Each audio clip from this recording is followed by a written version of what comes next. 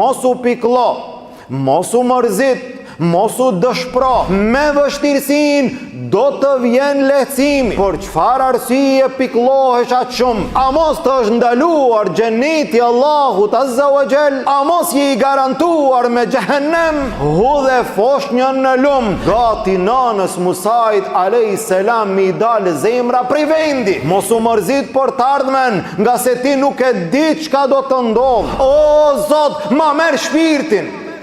Subhanallah. Por çfarë arsye? Nëse Allahu është me ti, por çfarë brengosesh? Innal hamdalillah nahmaduhu ta'ala wa nasta'inuhu wa nastaghfiruh wa na'udhu billahi min shururi anfusina wa min sayyiati a'malina. من يهده الله فهو المهتد ومن يضلل فلا هادي له وأشهد أن لا إله إلا الله وحده لا شريك له وأشهد أن محمدا عبده ورسوله اللهم صل على محمد وعلى آل محمد كما صليت على إبراهيم وعلى آل إبراهيم إنك حميد مجيد اللهم بارك على محمد وعلى آل محمد كما باركت على إبراهيم وعلى آل إبراهيم إنك حميد مجيد Falënderimi takon Allahu subhanahu wa ta'ala, atë falenderojmë dhe vetëm prej tij ndihmë dhe falje kërkojmë. Salavatet dhe selamet tona ja dërgojmë dashurit ton Muhammedit sallallahu alaihi wasallam, familjes tij, shokëve të tij dhe gjithë atyre që pasojnë rrugën e tij deri në ditën e gjykimit. Vëllezër të nderuar, nuk ka dyshim se jeta e kësaj dunjaje është përplot me brenga, përplot me gajle, me derte, me telashe, përplot me sprova, e ndonjëherë me hidhrime, ndonjëherë me pikllime të ndryshme e kështu me radhë. Nuk ka njeri i cili në jetën e kësaj dunjaje nuk mërzitet, nuk pikllohet, nuk brengoset. Mirë po, me gjithate, Islami çdo herë e nxit besimtarin që ai mos të pikllohet, që ai mos të mërzitet, që ai mos të dëshpërohet, nga se nga pikllimi nuk ka ndonjë dobi. Pikllimi e lodh njeriun, pikllimi e dëshpëron njeriun, pikllimi i ahumb atij vullnetin, i ahumb atij shpresën, i ahumb atij aktivitetin. Pikllimi sjell dëm në zemër, pikllimi sjell edhe sëmundje në shëndetin e njeriut. Andaj tha Ibn Qayyim el-Jauzi rahimahullah, nuk ka asnjë ajet në Kur'an që Allahu Azza wa Jall urdhëron që ne të pikllohemi. Por pikllimin nuk ka urdhëruar Allahu askund që ne të pikllohemi. Gjithashtu nuk e ka lavdruar atë, gjithashtu nuk ka caktuar ndonjë shpërblim për atë i cili pikllohet, por kundrazi Allahu Azza wa Jall tha në Kur'an: "Wala tahinu wala tahzanu." Mos u ligshtoni dhe mos u piklloni. Dhe ky është mesazhi që vjen nga Allahu Azza wa Jall, nga pejgamberi sallallahu alaihi wasallam në jetën e besimtarit. Mos u pikllo, mos u mërzit, mos u dëshpëro, ki shpresë në Allahun Azza wa Jall çdo herë se një ditë do të bëhet mirë patjetër, me ndihmën e Allahut Azza wa Jall, me dëshirën e Allahut Azza wa Jall do të bëhet mirë. Mos u pikllo aq shumë, mos u dëshpëro aq shumë. Mos bie në depresion besimtari, nga se një gjë e tillë nuk i takon atij. Nuk i takon atij përderisa Allahu Azza wa Jall ka thënë në Kur'an: "Fa inna ma'al usri yusra, inna ma'al usri yusra." pas vështirësis, apo jo, me vështirësin do të vjen lehtësimi. Vërtet, me vështirësin, jo pas vështirësis, me vështirësin do të vjen lehtësimi. Dhe në sa raste besimtari nuk e di për çfarë arsye ka ndodhur një gjë e tillë, apo çka do të vjen pasaj dhe dëshpërohet dhe mërzitet dhe pikëllohet deri në atë shkallë sa që i humb shpresat. Për çfarë arsye pikëllohesh aq shumë? Çka është aq e rëndësishme në jetën e kësaj dunjaje që ty të dëshpëron në gjitha aspektet? A mos të është ndaluar xheneti Allahut Azza wa Jall? A mos të janë mbyll krejt dyert të xhenetit? A mos je i garantuar me xhehenem? A mos je i garantuar me hidhrimin Allahut në ahiret? Jo. Po për çfarë mërzitesh aq shumë? Për çka brengosesh aq shumë? Për çka ti je deri në atë gjendje i pikëlluar? Mos u pikëllo, nga se ka mundësi që pas asaj gjendje Allahu ka përgatit diçka të madhe edhe të mirë për ty, e ti nuk e di fare. Ajo e cila ka kaluar. Ajo ma nuk thehet. Ajo ka ndodhur me caktimin Allahut Azza wa Jall. A di pse ka ndodhur? Se ka qenë kader. Ti a beson në kader? Po, Allahu e ka shkruar dhe ka ndodhur. Dhe nuk ka pas mundësi me ndodhë ndryshe. Ma asabaka lam yakun li yukhti'ak wa ma akhtaaka lam yakun li yusibak. Kështu thot pejgamberi sallallahu alaihi wasallam, ajo që të ka ndodhur nuk ka pas mundësi mos me ndodhë.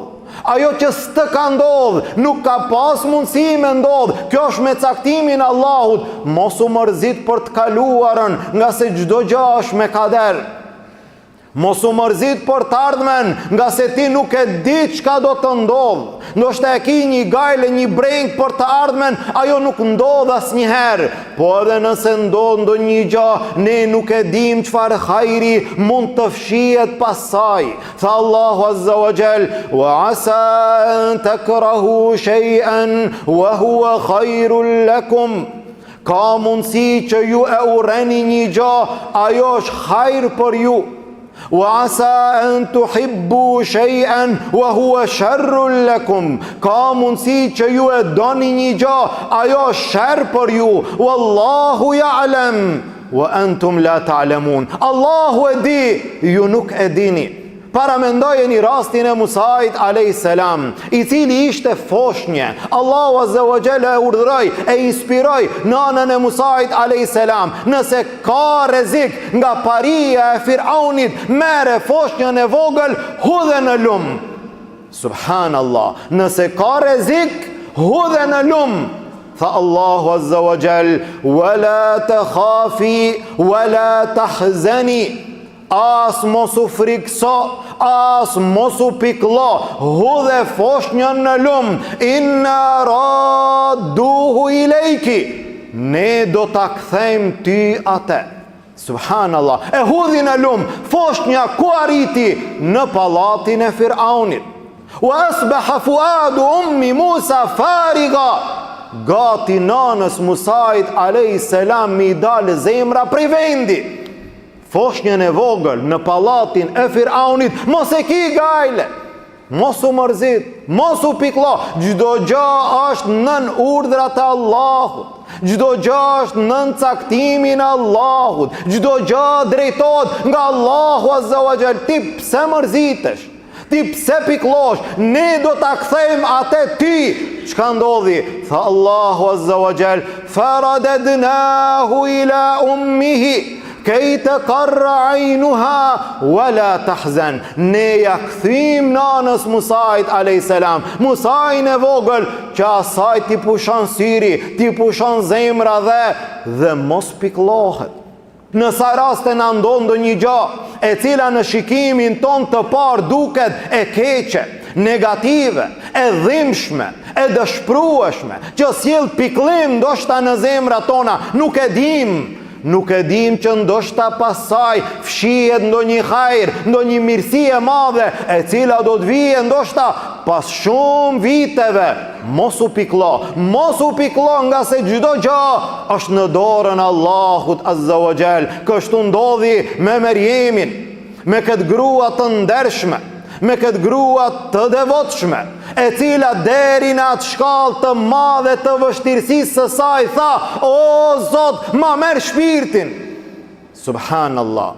Por çfarë arsye? Por arsye se Merjemi ishte shtatëzan, ndërsa nuk ishte e martuar. Po nga kishte ardhur shtatëzania nga mrekullia. Allahu Azza wa Jall dashti që të ndodh një mrekulli e jashtëzakonshme në mesin e gjithë njerëzimit, të ndodh vetëm një herë në histori. Mirë, po Merjemi do të lind. Subhanallah.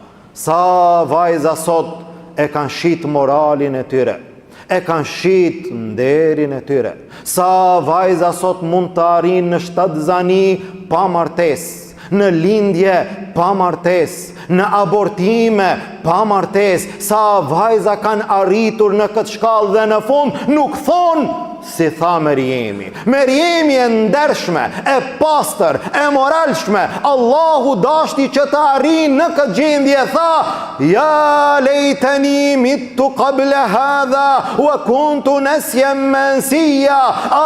Sikur të kisha vdek para kësaj gjendje e të isha harruar për gjithmonë. Për çfarë arsye? Nga se njerëzit do të thonë shtatëzan e pamartuar ka rënë në zina.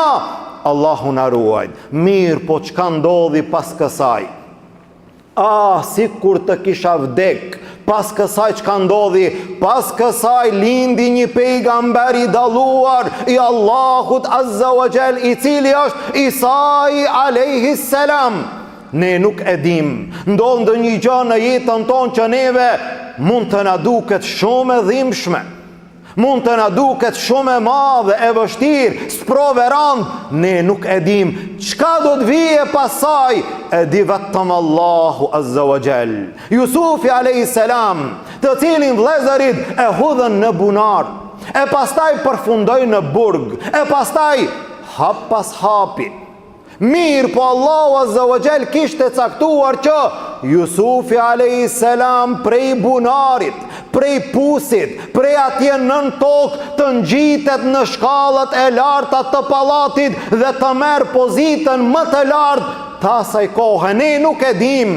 Wa asa an takrahu shay'an wa huwa khairul lakum. Ka mundësi që ju e urreni një gjë, ajo është hajër për ju. Dhe kështu pejgamberi sallallahu alaihi wasallam i tha shokut të tij Abu Bakrit radhiyallahu anhu, në kohën që ata u strehuan në shpellë, në kohën që Mekasit, idhujtarët e kërkonin pejgamberin sallallahu alaihi wasallam që ta vrasin, që ta mbysin, shpërblime të mëdha, kush e mbyt atë? Pejgamberi sallallahu alaihi wasallam në shpellë, Abu Bakri në shpellë. Arritën idhujtarët afër shpellës.